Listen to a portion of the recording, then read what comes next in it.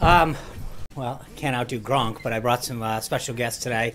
As you know, the ambassadors for the UN Security Council are here today visiting, and Ambassador Haley wanted to come by and make sure we have an update as to what they're talking about, some of the issues.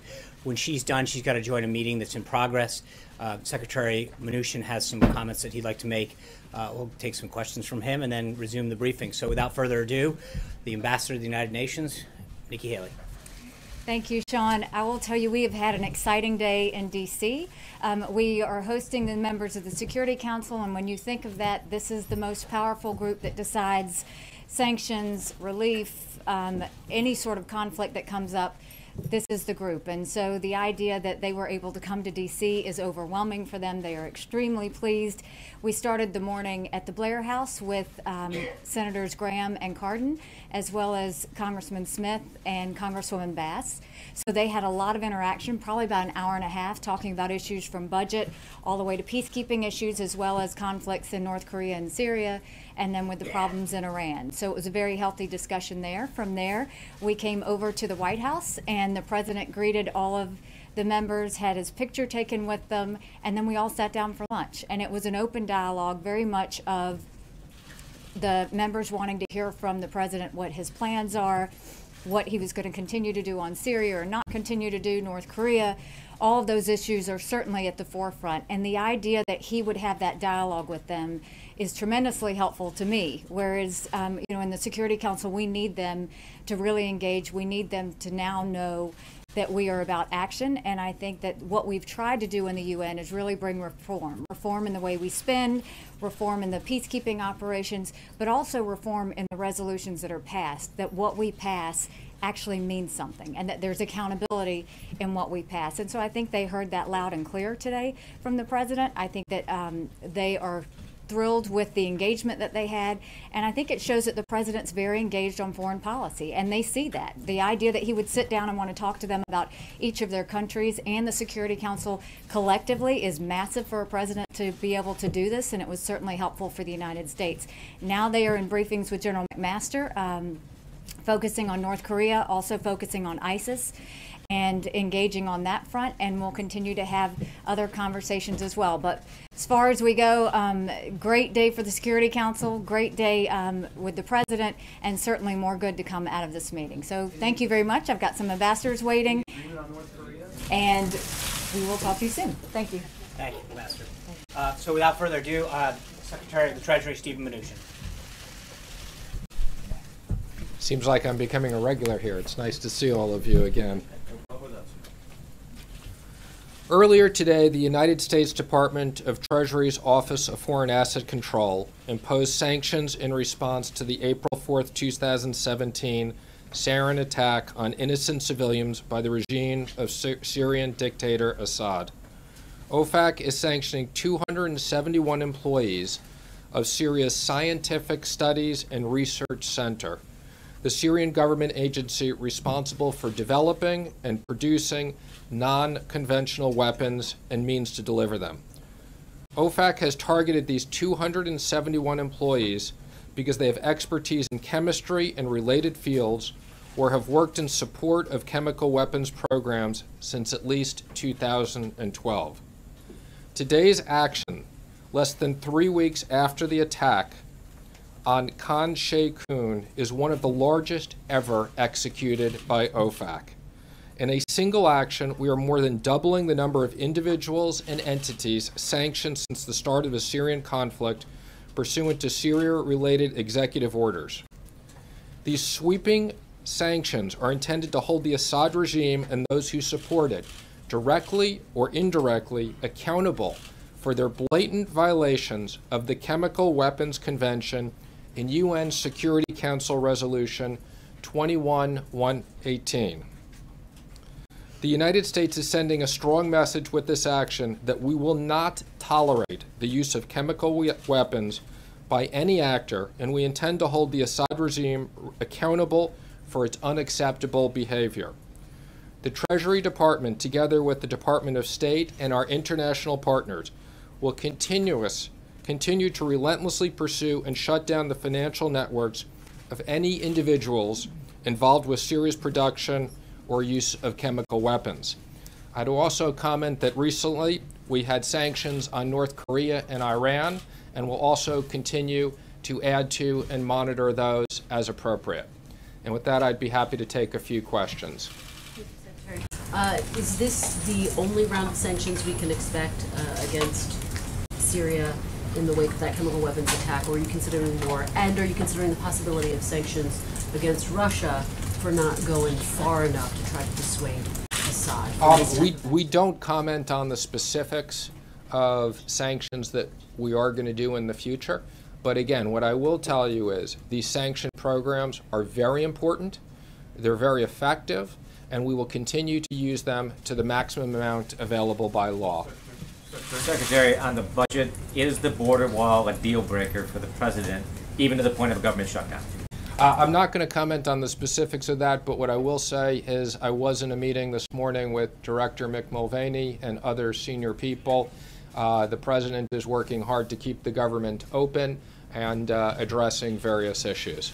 Can you tell us what these sanctions actually do? What is different today than was different yesterday before OFAC moved? Well, the sanctions are enormously important. So by identifying 271 additional people, these sanctions, as you know, will both freeze assets if there's assets here and prevent U.S. entities from doing business, as well as these sanctions have enormous impact with all of our partners around the world who also work with us on these issues. We're not doing any business, are we, sir? We're not doing any business. As you know, the administration is trying to grapple with the Paris Climate Agreement and come to a decision on that. Where do you stand on it? Do you support staying in Paris or coming out? Again, I would just comment that we're having discussions on that, and that's where I'll go on that. Secretary, are you aware of any American companies doing business with those individuals that have sanctioned today? Said last week there'd be a tax reform proposal released Wednesday. He did indeed. So been widely reported. Yeah. I imagine that surprised you a little bit. What can we expect? Let me just first say, I've been working with the president for over the last year on his economic plan in regards to creating growth. The president is very determined that we can get to sustained economic growth of 3% or higher. We're working on tax reform, we're working on regulatory reform, we're looking on job creation, and this is something that on the tax side I've been meeting weekly with the House and the Senate on designing things, and we'll be coming out, as the president said, with more details on Wednesday. Secretary, thank you very much. Along the lines of tax reform, I know the specifics of the broad details will be delivered on Wednesday, but without getting into the specifics, what does the middle class gain if there is a simplification but also a loss of deductions, whatever they might be? If we lose the deductions, how does that help the middle class? Well, let me just say, we've been clear on what the president's objectives are for tax reform. Middle income tax cut, a priority of the president's. Simplification. The average American should be able to do their taxes on a large postcard. Business tax reform. We need to make business taxes competitive, and we expect with doing that we will bring back trillions of dollars from offshore. Secretary? Thank you, sir. I guess the question I have is to sort of bounce off of what John was asking about this announcement on Wednesday. It doesn't sound like we're going to get the finer details of what this tax reform package will entail. Is it a good idea to start talking about tax reform, something that you said can't be accomplished by August, when you don't have all the details? Well, there'll be details that'll come out, and yes, I think it is important that we're talking about it, and we are going to move forward. I'll just take a couple more right there. Yes? Can I just follow up on what Major was asking you? For those of us who are not completely clear about the 271 employees, are you suggesting by looking at these sanctions that there are U.S. companies, or they have holdings in the U.S., or they would be traveling or doing some sort of business that we're actually freezing or barring?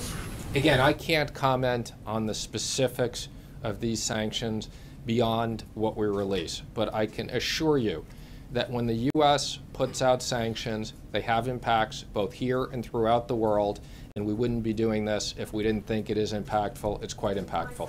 One more back there, yes. Mr. Secretary, would you say that simplification of the tax code or cuts would be the first priority? You've mentioned both the postcard and closing the gap with growth, but which is first thing that we're going to hear about on Wednesday? Again, what I'd say, on the personal side, we're about a middle income tax cut and simplification. On the business side, we're about making them competitive. This is the last one. Go ahead. Can you say if the tax plan will be revenue controlled? Again, what I've said before is the tax plan will pay for itself with economic growth. Thank you, everybody. Nice to see you. Thank you, Mr. Secretary and Ambassador Haley. I just want to kind of walk through what the rest of the day and the week, and then we'll get to some questions. As you know, this morning the President had a call with German Chancellor Merkel, who had extended a gracious invitation for the first daughter and assistant to the President, Ivanka Trump, to attend the W20 summit. Tomorrow, Ivanka will be in Berlin at the W20 participating in a panel that is entitled Inspiring Women, Scaling Up Women's Entrepreneurship. This follows the roundtable on vocational education and workforce development, issues that are central both to Ivanka and the Chancellor's agenda that they hosted here at the White House in March. While in Germany, Ivanka will also visit a school for interactive tour and discussion with students participating in the Apprentice program. In commemoration of Holocaust Remembrance Day, she will visit the memorial to the murdered Jews of Europe in Berlin. A readout of the President's and Chancellor Merkel's call should be out already.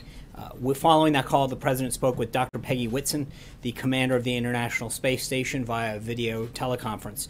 As I told you guys last week, Dr. Whitson, who is on her third extended stay aboard the International Space Station, breaks the record for the most space time of any American astronaut. The President was honored to celebrate this incredible achievement by Dr. Whitson and the American space program and discuss the exciting future of space exploration and space science, including how the Inspire Women Act, which the President recently signed, ensures that NASA continues recruiting women for important STEM-related jobs in aerospace. After that, as I mentioned at the top, the President had a working lunch with UN Ambassador Nikki Haley and the other ambassadors of the countries that are part of the UN Security Council. Under the President's leadership, America has once again taken a leadership role on the world stage, and our global partners have welcomed this renewal of American diplomacy. Later on this afternoon, the President will sign a proclamation on Holocaust Remembrance Day, part of the week-long Days of Remembrance, first held in 1979 and later established by Congress as our nation's commemoration of the Holocaust. Tomorrow, as every president since the United States Holocaust Memorial Museum opened in 1993, President Trump will participate in a Days of Remembrance commemoration. As he said during his video message to the delegates of the World Jewish Congress Plenary Assembly, the Trump administration is committed to stamping out prejudice and anti-Semitism everywhere it is found. Following the proclamation, the President will host a credential ceremony for newly appointed ambassadors. He will then have dinner with Senator and Mrs. McCain and Senator Lindsey Graham. Later this evening, the Vice President will return to Washington, where he's finished his time throughout the world. While in Hawaii today, the President will have lunch with U.S. troops at Joint Base Pearl Harbor Hickam and participate in an arrival ceremony and U.S. PACOM before boarding Air Force Two for the ride home to Washington. As we get closer to the President's 100th day in office, throughout the week, the White House is hosting briefings and events to provide several opportunities for many folks in the press to hear directly from the administration and our officials on what we've achieved in the first 100 days and what we're looking to continue to achieve on days 101, 102, 200, etc. Throughout the week, the President, cabinet officials, and senior White House staff will be talking about the President's agenda on national, local media and various platforms. Finally, I wanted to acknowledge the distressing reports regarding American citizens coming out of the Ukraine and North Korea. We're deeply saddened by the death of a paramedic and United States citizen serving in the Organization for Security and Cooperation in Europe Special Monitoring Mission. We extend our deepest condolences to his family, friends, and loved ones, and wish his colleagues who are injured in the blast a quick and speedy recovery. We call on all parties to cooperate with the Special Monitoring Mission to allow it to fully investigate this incident. The tragic death of a staff member only serves to underline the urgent need for all sides particularly the Russian-led separatist forces, to implement their commitments under the Minsk agreements. We are also aware of reports that a United States citizen was detained in North Korea over the weekend. The protection of United States citizens is one of our government's highest priorities. I would direct any further inquiries on this matter to the State Department. Also on North Korea, on Wednesday, the White House campus will play host to a briefing for all 100 U.S. senators on the subject. The briefers will be Secretary Tillerson and Mattis, Director Coates, and General Dunford. This is a Senate briefing convened by the Majority Leader, not a White House briefing. We are just serving as the location. For further questions, I would direct you to the Majority Leader's office and the office of the 4 briefers. With that, glad to take a few questions. Yep. Talking about the budget, how committed is, if this was asked earlier, but can you talk about how committed the president is to having the border wall funded this week, or having some funding in that spending bill? And if it is not in there, will he sign it? Well, again, those negotiations continue with House and Senate leadership. Obviously, the money for our military and our border security and wall have been part of that request, and that is something that those are the president's priorities heading in, with respect to the CR and keeping the government open. I think we feel very confident where we're headed, and I'm not going to get ahead of the negotiations that are ongoing. Director Mulvaney has been very, very deep in those discussions, and I expect there to be an announcement soon but I'm not going to start to take things on and off the table with respect to what the president may or may not do. Phil.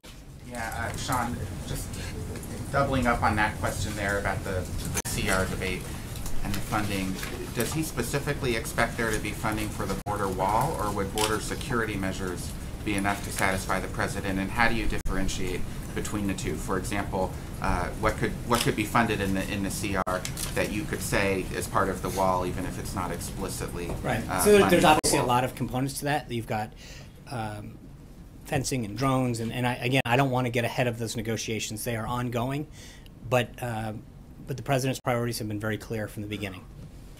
It sounds, Sean, just to follow up, that are we backing off on the wall? Are we saying it is on the table? No, we're saying that the president has made very clear that he's got 2 priorities in this continuing resolution. Number 1, the increase in funding for the military, and number 2, for our homeland and border security and the wall. But I'm not going to start to get into, we were having a negotiation with House and Senate leadership, and to prejudge where it ends up at this point would be, would not be prudent. Okay, Trey. thanks. Well, I have 2 questions for you. On the Syrian economic sanctions, how will the administration determine how effective they are? Well, I think there's going to be a lot of ways, but I think first and foremost is to send a clear signal to make sure that they understand that we don't take their actions lightly. And that we want to do everything we can to have stability in the region. So I think there's going to be a lot of ways in terms of their behavior going forward that we'll know whether they're working. But I think, as the president has made clear, and Secretary Mnuchin just did, I think we have a lot of tools at our disposal to try to achieve an outcome that brings stability to that region. And my second one, on North Korea, the fact that a 3rd U.S. citizen has been detained by the regime in Pyongyang, does this make it more difficult for the president to negotiate through China to try to denuclearize North Korea? No, I think China, and we noted it before, Ambassador Haley noted it in several interviews this morning, but China has been very, very helpful in this process and continues to be, and I think we hope to see a change in behavior, but it is a very positive sign, the level of engagement that China has enacted. Is the Trump administration calling for the release of this U.S. citizen currently being detained? Well, absolutely. I mean, we want to make sure that all of our citizens are protected and returned home, but the State Department is playing the lead on that. Eamon. Thanks, Sean. As you know, there's quite a bit of concern among Republicans on Capitol Hill about the federal deficit. When you roll out the tax plan on Wednesday, are you also going to include pay-fors in there? That is, those things that raise revenue as well as those things that are tax cuts, so that conservatives can be confident that this won't blow a hole in the deficit? Yeah, I think we will have further details. I'm not going to get ahead of the president's rollout, but I'm not going to the level of specificity in terms of the pay-fors and the cost. We'll have to see it, how comfortable the president is. Jennifer. Sean, can you tell us if the president is aware of the American pastor jail in Turkey, and did he raise that with President Erdogan when he called Monday to congratulate him? I'm not going to get into the specifics of the president's conversation. We're obviously aware of that action, and we're going to continue to work through the State Department on that. Jordan. Thank you, Sean. Can you explain why President Trump didn't use the word genocide to refer to the killing of 1.5 million Armenians in his statement today? Yeah, the statement that was put out is consistent with the statements that have been put out for at least several of the past administrations. So I think if you look back to the language that President Obama, President Bush, et cetera, have used, the language that the president used is consistent with all of that. Katie. First, the border wall and the logistics of that. Secretary Kelly said he still expects construction to start this summer. There are still a few ranchers in Texas and Arizona who welcome the security but are skeptical of giving up family-owned land that's been in their families for generations. So what is the White House message to them directly, and what can you guarantee that they'll be compensated? I think we will do everything in accordance with the law. This has been an issue that has gone on several times as that issue has been raised over the last several decades, or excuse me, several years. And so we will do everything in accordance with the law with respect to the land that's needed for that. But again, the Homeland Security Secretary understands what's going to be needed, and we'll do surveys and the appropriate planning to make sure that we minimize that to the extent possible. And then the next question, on a different topic. The FBI and Justice Department last week arrested 2 doctors in Michigan for allegedly performing genital mutilation on little girls as young as 6 years old. It's the first case in the United States. What is the White House reaction to that case? Yeah, I mean, we've talked before about pending investigations, and we don't comment on any pending investigations or actions by the Justice Department. Major. Is 100 days, as the president said on Twitter, a ridiculous benchmark or an important one? Well, I think obviously in the context of an entire administration, there is a lot that I think we feel very proud that we've done and taken care of. When you look at the immigration piece in particular, border crossings way down, the number of executive orders and pieces of legislation the president signed, I think we feel very proud of what we've been able to accomplish and fulfill the promises that he's made to the American people. But I think it's got to be kept in context, and I think there is sort of this artificial number that gets thrown out. So on one. Well, I mean, the context is it's 100 days, and you have 4 years in your first term, and 8 years for 2 terms. That I think. Trump introduced a contract with the American voter over 100 I days. understand, right. And so again, I think when you look at the number of pieces of legislation, the executive orders, business confidence, the place, the U.S.'s role in the world, there's a lot that we feel that a lot of accomplishments that have occurred, and we feel very good about what we've done as we head up to this first 100 days. But I think you're going to continue to see a lot of action and a lot of results going into the second 100 days, the third 100 days, all the way through. In 100 days, there is no funding, explicit funding to the wall, and there's no health care reform or repeal of Obamacare. Would the president consider that, and would he invite his supporters to consider that a conspicuous failure based on the promises he made during the campaign? Right. I think when you look at the totality of what we've accomplished on job creation, on immigration, on trade, it is unbelievable what he has been able to do. And so it's not, you can cherry pick any couple of things and say, okay, well, what about this or that? But I think when you look at it overall, in terms of the drop in border crossings, if you look at consumer confidence and the relationships that we've developed around the globe and the accomplishments this president's had on protecting the country, on bringing back jobs and starting, those have been unbelievably significant. And so to minimize that, or to look and pick out 2 or 3 things, but I think, look, we're going to continue to push for health care reform. We feel very good about the direction that it's going in. It's been very positive. And I think that the construction of a wall is going to continue to be an area that moves forward. But all of that stuff is happening just as the president asked for and committed to doing. Some of it, has been a little slower, but mostly because of working through Congress and getting things done. But when you think about what he's started, he'll move forward on tax reform, health care, on immigration, on trade. It's been a hugely successful first 100 days. And without the president necessarily describing it as a failure or not, would he say that he's learned something about the process and how long things take that he perhaps didn't appreciate as a candidate? Maybe he overpromised on the speed with which he'd achieve these things? No, look, with all due respect, I think that when you look at the lists of things in each of the various areas that he's been able to do, I think he's very pleased. I'm talking about some conspicuous campaign promises that rally after rally he Right. made and said, don't worry, it's going to happen. Right, and I think on healthcare. All I'm asking is, does he have a different awareness of how difficult those things are than he did as a candidate? I'm sure that there are things that you learn in the job, but I think that he is very proud of what he has set out to do and the progress that we've made. And I think you're going to see healthcare get done, but it's going to get done right. And that, in particular, is something that we're continuing to work at. We can't make people vote, but we've made significant progress and moved the legislation forward and improved it greatly. And I think that we are going to see progress on that. Zeke. Two questions on two different topics. First, to follow up on Eamon's and the other questions on the budget. Is the president willing to sign a continuing resolution that is not deficit neutral or deficit reducing? For instance, sign a continuing resolution? Yeah, yes. For instance, a continuing resolution that would increase the deficit. I have not seen a score on anything that's come out, and I think we'll have to wait and see what the final. You're not ruling that one way. I'm not at this point. And following up on Jordan's question, the president has talked a lot about, has not been shy about criticizing his predecessors for some of their missteps from both parties, and also hasn't, has made a point of often bucking convention. So why not take this moment to label the killing of 1.5 million Armenians a genocide?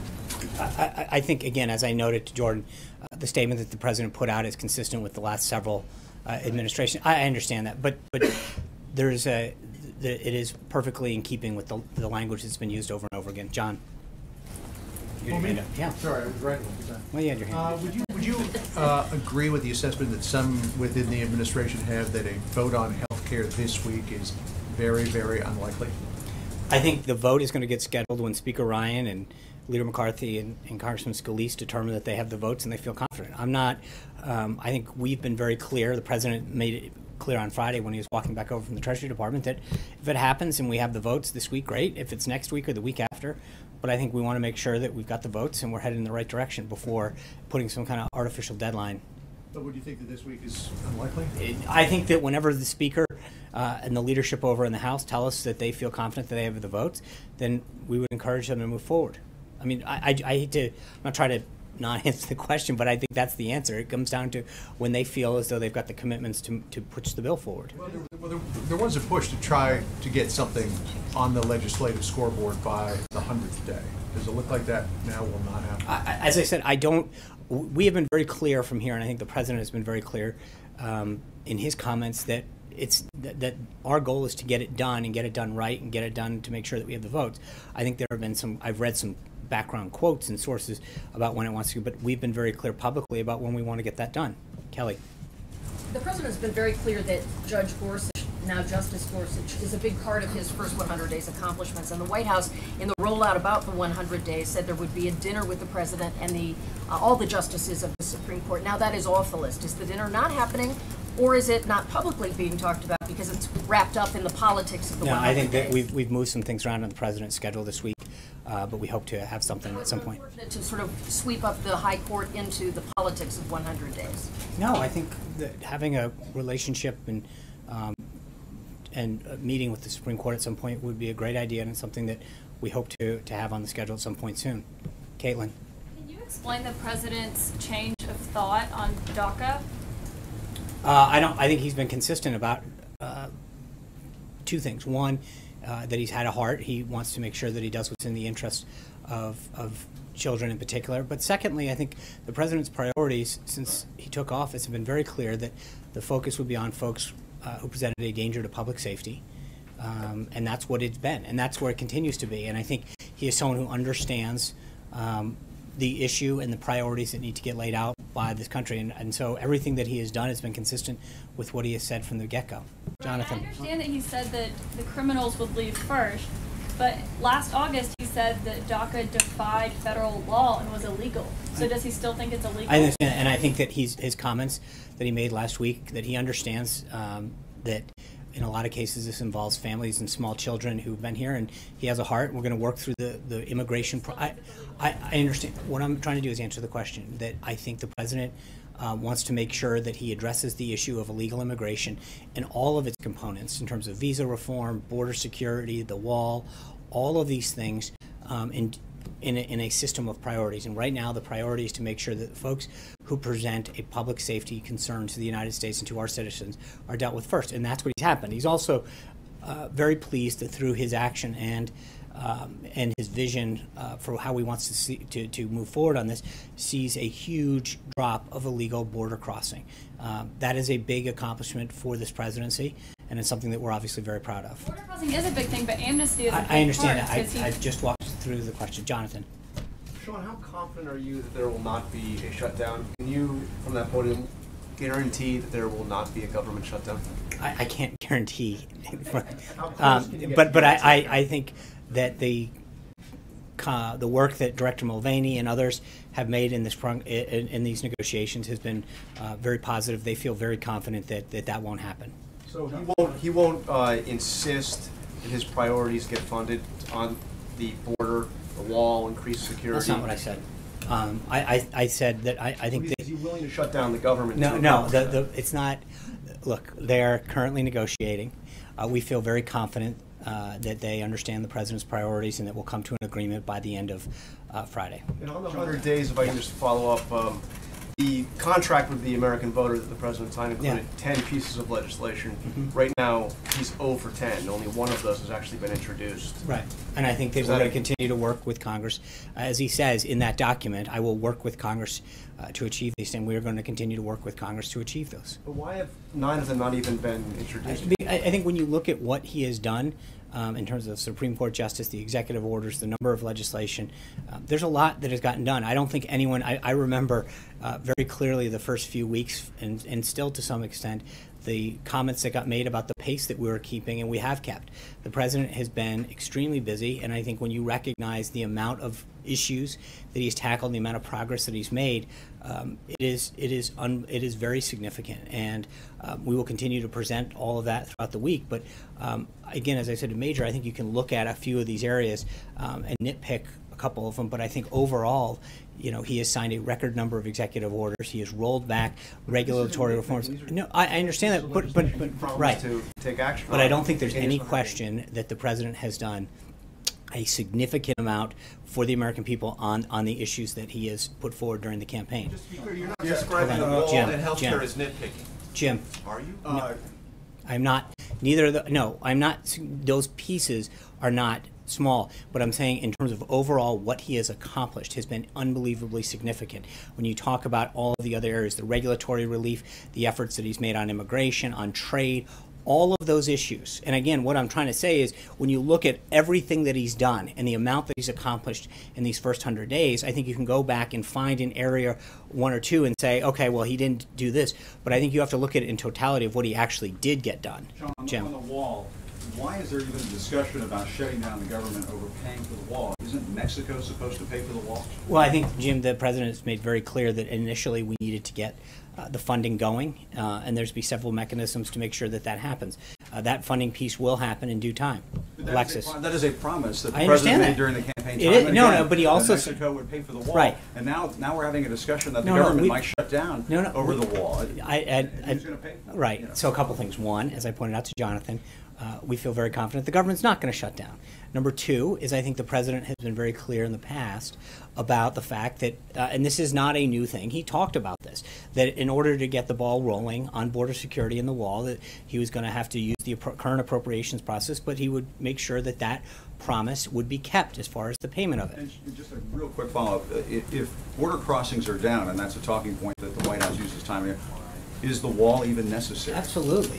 The wall it does several things. How can the border crossings be down? Because the I president's think saying, well, we're going to have all these drugs flowing in if we don't have a wall. Because you can't, just because you have a couple good months in a year, I think you want to make sure that you take prudent long-term steps. I mean, so the president is going to fulfill, and frankly, it's a promise that he made to the American people. I think if you're coming in from our southern border, he has taken a lot of steps so far that has deterred border crossing. But this is a permanent step that will extend beyond his presidency. 8 years from now, the next president will have that wall in place to make sure that it doesn't continue. So that Mexico's going to pay for it. That's right.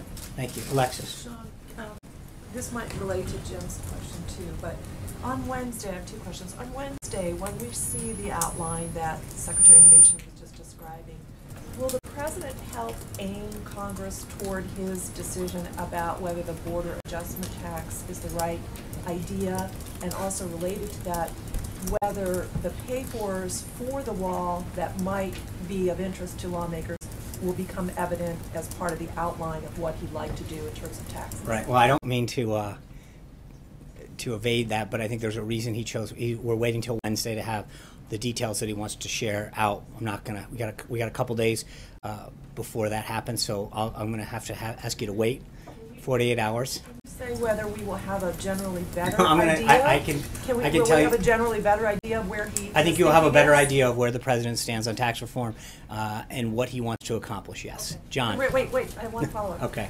When you were just describing, and Secretary Mnuchin was describing, achieving economic growth of 3% or higher, which is slightly lower than what the president talked about in the campaign, which was a very ambitious goal of 4%. I'm just trying to figure out, what is the timeline for that? Is the president thinking he would like to achieve 3% or higher in his first term because of the headwinds that were, obviously the United States is facing abroad? I mean, that's a very ambitious goal still, 3%. Right. Well, and I think that he has taken a lot of steps, not just on the tax side, but on the regulatory side as well, that I think are clearly already paying dividends. In terms of we've talked about this before, manufacturing come back and jobs come back, and I think there's going to be a renewed commitment of many manufacturers, American companies, to bring back jobs, to grow, to hire, to expand here in the United States. And so I think that growth will precede the president's actions, both on the tax front and on the regulatory side. John. Thanks a lot, Sean. As you know, the first go-around at replacing Obamacare was not successful. Since then, are you any closer to getting 218 votes in the House to pass a replacement for the Affordable Care Act? Yes. And very good. Got a number? And, elaborate a little bit more than yes. Well, first of all, we only need 216. You're making it a little tougher on us right now. But I do think that we have seen progress with members in terms of some of the changes that have been made to make it a stronger bill. But we're getting close, and as I mentioned at the outset, when I think the president feels confident that, or when the leadership of the House tells them that they feel confident that they have the votes, then I'm sure they'll call a vote, but that's up to them to decide. And a separate one, obviously a different topic, and that's the election over the weekend in France. Yeah. Any comment on the results that came out of France over the weekend? Would the president be satisfied with either alternative, Macron or Le Pen? Yeah, obviously it's up to the people of France to decide who their next leader are, and we respect the decision that they make in May. So our job is to work with whomever the French people choose. Anita.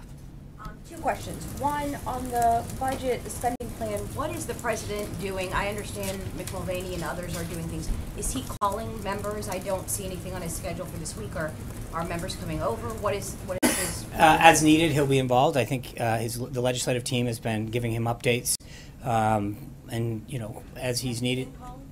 He has talked to members, of course. I mean, I just mentioned he's having dinner tonight with Senator McCain and Senator Graham. He's had lots of discussions with members at various times. We're not at a position now where he is actively engaging on the way he was at, say, the end of health care. I think as his team tells him that needs phone calls, but he is actively monitoring and being given updates by the senior team that is working with him. Talking about his priorities, I would like you to include them. I think his priorities have been crystal clear. I mean, remember, it's starting in the first week of March. Director Mulvaney engaged with appropriators on the House side, and I'm not sure when he started with. So this has been an ongoing discussion now, almost for 8 weeks, with the senior team here and appropriators in the House in particular. Okay, and then on the second issue, on the 100 days, if as someone mentioned, the president tweeted that it was a ridiculous, timetable or whatever. Why is the White House doing so much this week? You have indicated that all these activities this week, from hearing from different people, are because of the 100 days. Why do this 100-day push if it's a ridiculous amount? I think we've gotten a fairly decent amount of inquiries from you and your colleagues, and so in order to answer those inquiries, Yeah, well, you know, we're givers. You know,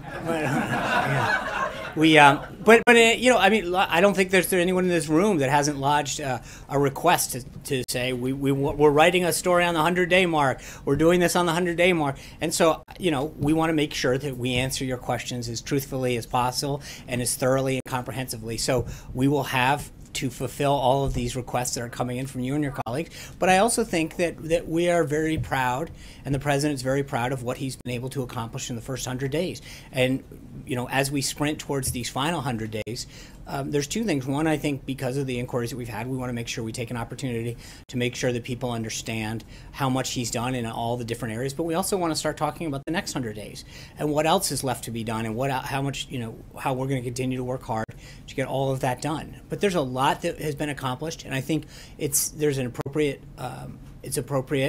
to comment and to share with the American people all of the things that he has done to fulfill the pledges that he made to the American people.